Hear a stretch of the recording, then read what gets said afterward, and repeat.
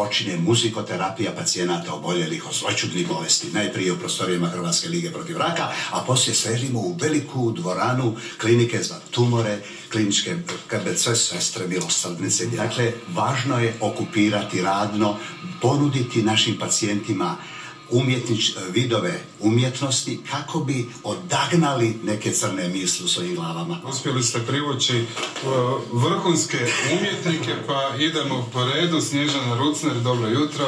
Dobro jutro vama i svima. Kako ćete raditi i darivati glazbom s onkološkim pacijentima, pomagati? Prvo, moć glazbe je ogromna. Drugo, direktno vam ulazi kroz pore i djeluje momentalno. Meni kao laiku, kad je u pitanju ozbiljna razina glazbe, da je moć glazbe zapravo vrlo često podcijenjena. Pa na neki način da, ako se sjetimo primjera da zapravo kućne biljke najbolje uspijevaju i rastu uz klasičnu glazbu, mislim da to jako puno govori o razini, dakle, klasične glazbe. U tom slučaju ne umanjujem vrijednosti svih ostalih žanrova glazbe, da se razumijemo.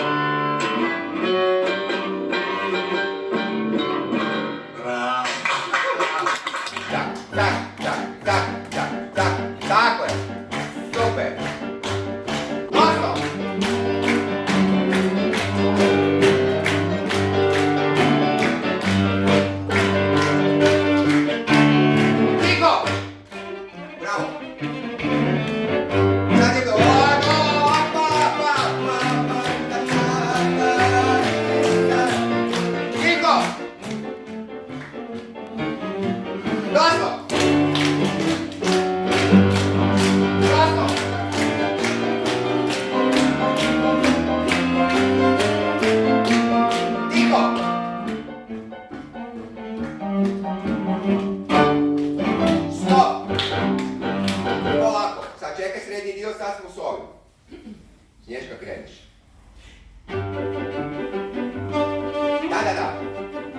Ne skakaj.